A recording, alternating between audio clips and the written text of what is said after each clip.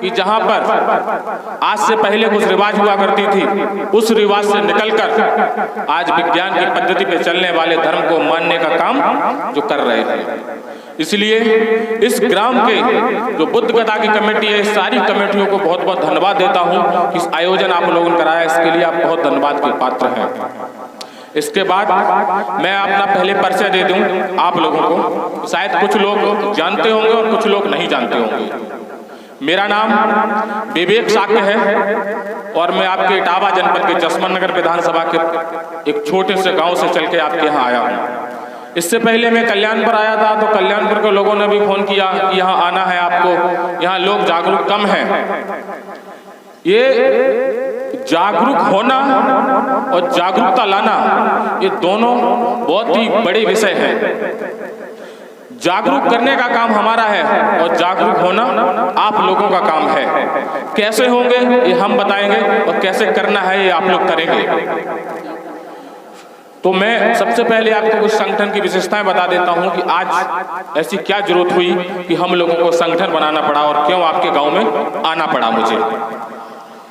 युवा साक्य संगठन लगभग आज से 8 साल पहले हम लोगों ने बनाया था। उस समय मैं कानपुर विश्वविद्यालय का छात्र सभा का अध्यक्ष हुआ करता था।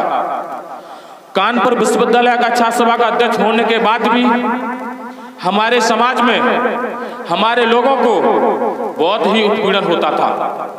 हम लोग कहीं थाने में जाने का काम करते थे तो हम लोगों को थाने में घुसने नहीं दिया जाता था। हमारे भाइयों के साथ मारपीट होती थी, हमारी माता बहनों के साथ बदतमीजियां हुआ करती थी और उसका जवाब हम लोग दे नहीं पाते थे, क्योंकि हम लोग एक संगठन में बंधे हुए नहीं थे।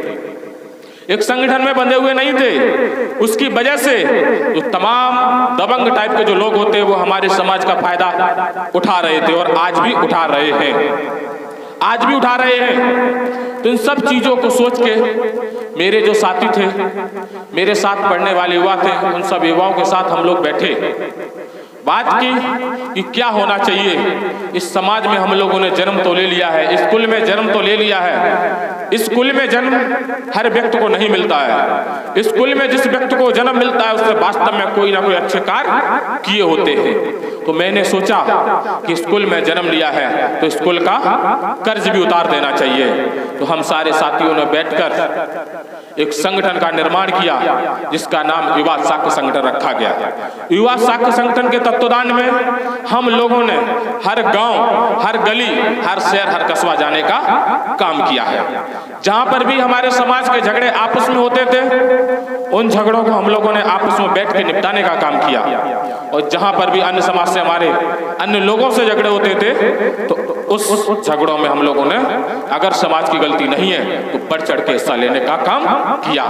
ये संगठन विशेष एक साक्य समुदाय के लोगों का नहीं है, ये संगठन उन सब लोगों का है जो गरीब हैं, जो दबे हुए हैं, जो मजलूम हैं, जो मजदूर हैं, जो पिछड़े हैं। उन हर एक व्यक्ति के लिए संगठन आवाज उठाने का काम करता है।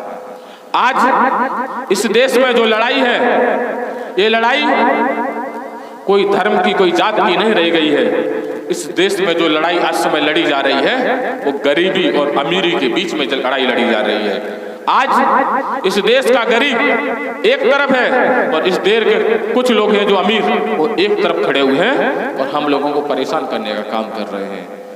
ये जनता, ये हम लोग किसानी से जुड़े हुए लोग हैं, ये हर एक चीज का बदला लेना जानते हैं, ये हर एक चीज का बदला लेना जानते हैं, पर समय के साथ ये जवाब देना जानते हैं। तो इस चीजों का हम लोगों को जवाब तो तभी दे सकते हैं जब हम लोग अपने हक और अधिकारों के प्रति जागरूक हो जाएंगे। जब तक हम लोग जागरूक नहीं होंगे तब तक हम लोग कुछ भी नहीं कर सकते हैं। और जागरूक होने के लिए हम लोगों को ऐसे धार्मिक कार्य कराने पड़ेंगे, हम लोगों को पत्रार्थ पाठ अपने घर पे कराने पड़ेंगे, हम लोगों को धम्म देशना के कार्य कराने पड़ेंगे, तब कहीं हम लोग अपने धर्म, अपने इतिहास के प्रति जागरूक हो पाएंगे। बहन जी ने बताया होगा आप लोगों को कि आपका कुल का इतिहास पूरे विश्व में सबसे बड़ा है। पूरे विश्व में सबसे बड़ा इतिहास रहा है तो वो साक्य समुदाय के लोगों को रहा है। पर आज कुछ चंद लोगों ने हमारे साथ छल से, बल से, कपट से हम लोगों को बहुत छोटे से दायरे में समेट के रख दिया है। बहुत छोटा सा दायरा में हमें समेट के रख दिया है। उस दायरे को दोबारा से फिर से बढ़ाना पड़ेगा। उसको बढ़ाने के लिए हम लोगों को अपने आप में कुछ बदलाव करने पड़ेंगे। सबसे पहला बदलाव, हम लोगों को अपने बच्चों की प्रति शिक्षा में सबसे ज्यादा जोर देना पड़ेगा, क्योंकि सबसे कमजोर अगर शिक्षा में है तो आज हम लोग हैं। हमारे सामने हमारे समकक्ष और जाते हैं, वो बहुत नीचे तबके पे हुआ करती थी, शायद आप लोगों को पता होगा। वो भी शिक्षित होके, जागरूक होके, वो भी आज हमसे कई गुना ज्यादा आगे बढ़ गए, क्योंकि हम लोग शिक्षा के क्षेत्र में सबसे पीछे हैं। अपने बच्चों को जरूर पढ़ाएं। तो एक बार हम लोगों का शाम को खाना ना हो, पर बच्चों को पर डे स्कूल भेजें और शाम को उसकी पुस्तकों को जरूर देखें। इसके बाद हम लोगों को अपने आपसी सामंजस्य बनानी पड़ेगी। आपस में एक दूसरे के साथ उठना बैठना करना पड़ेगा, और आपस के जो झगड़े हैं उन झगड़ों को खत्म करके आगे की प्रगति के पथ पर हमें चलना पड़ेगा। और दूसरी बात, राजनीतिक क्षेत्र में आपका जनपद और आपकी विधानसभा तो शायद प्रथम नंबर पे है समाज में, पर इस राजनीति में भी आपको छेद लगाने का काम किया जा रहा है। कुछ दिन बाद ये राजनीति भी आपके यहाँ से चली जाएगी, क्योंकि आप लोग एकत्रित नहीं हो पा रहे, संगठित नहीं हो पा रहे। संगठित हैं, एकत्रित हैं, ये हर व्यक्ति जानता है। अगर नहीं होते तो जितनी भी सरकारें इस प्रदेश में बनती हैं, ये सिर्फ और सिर्फ आपके समुदाय के लोगों के माध्यम से ही बनाने का कार्य किया जाता है। ये सारे लोग जानते हैं, पर हम लोग अपना संगठित होकर अपना अधिकार नहीं मांग पा रहे हैं। अधिकार हम लोगों को जब मिलेगा जब हम लोग सड़कों पे उतरने लगेंगे, अपना अधिकार मांगने लगेंगे, तब हम लोगों को अधिकार मिलेगा, क्योंकि हम लोग अपने अधिकार के लिए कभी लड़ाई नहीं लड़ते। आज हम जैसे युवा जो लड़ाई लड़ने का काम कर रहे हैं, तो इन लोगों को जेल भिजवाने का काम किया जाता है। शायद आप लोगों जो जुड़े हैं उनको पता होगा, इतनी सी कम उम्र में मेरा किसी से कोई पर्सनली झगड़ा नहीं है, कोई ऐसी बात नहीं है। सिर्फ मेरा हर उस सरकार से झगड़ा रहता है जो हमारे समाज का दमन करती है। जो भी दमनकारी सरकारें हैं, उन सारी सरकारों से हमारे झगड़े रहते हैं। इन झगड़ों की वजह से, इस समाज की बात उठाने की वजह से आज हमारे ऊपर लगभग 14 मुकदमे लगे हुए हैं।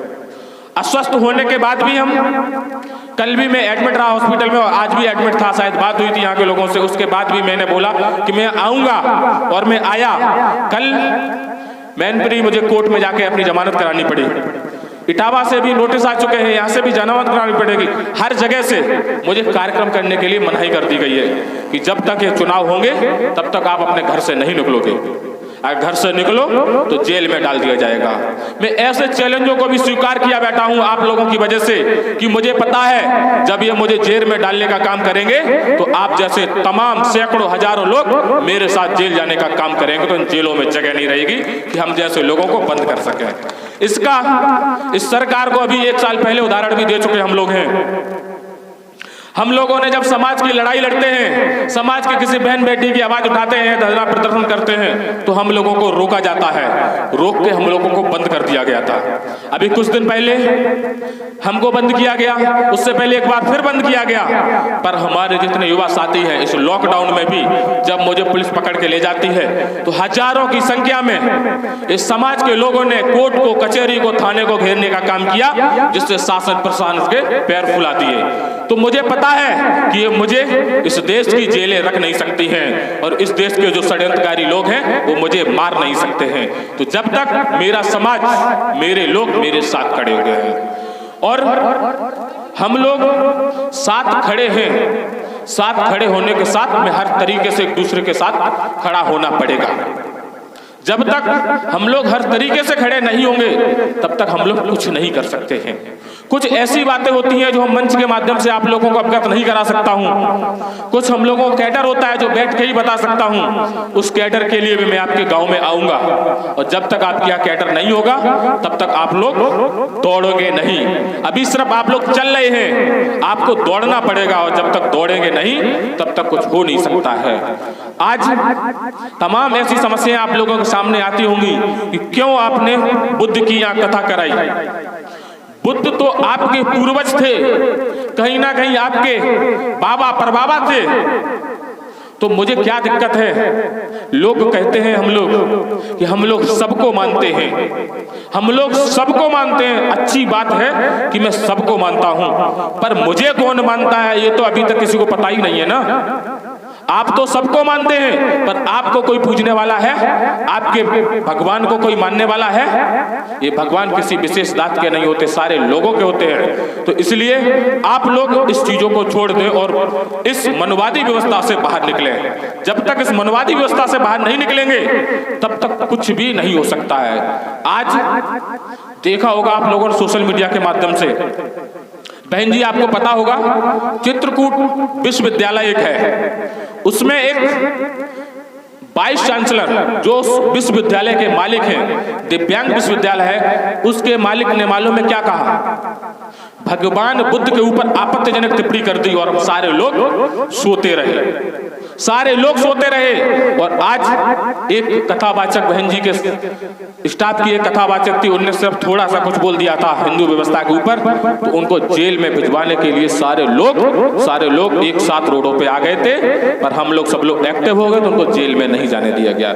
आज उन्हीं लोगों ने हमारे भगवान पर, जो पूरे विश्व में मानने वाले, उन पर अभद्र टिप्पणी की, बोला कि इस देश को नरक में डाल दिया है, इस देश को भगवान बुद्ध ने नरक में डाल दिया है। तो ऐसे लोगों को भी मैं चैलेंज करता हूं कि आकर कभी बैठे सामने और बात करें। बुद्ध के तो पासंग के बराबर भी ये लोग नहीं हो सकते हैं। ये लोग सिर्फ एक विशेष जात के हैं, इसलिए आज वाइस चांसलर हैं, कुलाधिपति हैं, और अगर ये किसी अन्य जात से होते तो इन्हें कुछ भी नहीं मिलता। तो ऐसे लोगों के लिए हम लोगों ने इटावा, मैनपुरी, औरैया हर जगह धरना प्रदर्शन करके ज्ञापन दिया है। तो ऐसे लोगों के लिए भी हम लोगों को लड़ाई लड़नी पड़ेगी। और मैं अंतिम शब्दों में आप लोगों से सिर्फ 2 चीजें बोलूंगा, उसके बाद अपनी बात को समाप्त करूंगा। हमारे समाज में जो मुख्य झगड़े हैं, इन झगड़ों को हम लोगों को बंद करना है। आज हमारे समाज में सबसे ज्यादा झगड़े क्योंकि खेती करते हैं, तो जब मेड़ कट जाती है, मेड़ को लेकर सबसे ज्यादा हमारे समाज में झगड़े होते हैं साहब। इन झगड़ों को आप लोग सब बंद कर दीजिए। नाली के पानी को निकलने को हम लोगों को झगड़े होते हैं, इन झगड़ों को सारों को बंद कर दीजिए। वास्तव में आप लोगों को कोई झगड़ा लड़ना है तो अपने बच्चों को अच्छी शिक्षा दीजिए, अपने बच्चों को डॉक्टर इंजीनियर बनाइए, अपने बच्चों को विधायक सांसद बना दीजिए, LLB करा दीजिए, वकालत बना दीजिए, जज बना दीजिए। तब मुझे लगेगा कि आप वास्तव में लड़ाई लड़ रहे हैं। इन लड़ाई जो लड़ रहे हैं, इन लड़ाई से हमारा और आपका और हमारे समाज का सबका नुकसान है। और अंतिम शब्दों में एक शब्द मैं आपको बोल रहा हूं कि निकट आपके यहाँ जो चुनाव आने वाले हैं, जिला पंचायत, क्षेत्र पंचायत, ग्राम पंचायत, इन सारे चुनाव में कोई ऐसा प्रत्याशी चुन लेना अपने समाज का जो आपकी आवाज को यहाँ से लेके औरैया तक, औरैया से लेके लखनऊ तक निर्भीक, निडर कह सके। ऐसे लोगों को सपोर्ट करके उसको विजयी बना देना। इसी के साथ मैं अपनी बाड़ी को विराम देता हूँ। नमो बुद्धाय, जय सम्राट।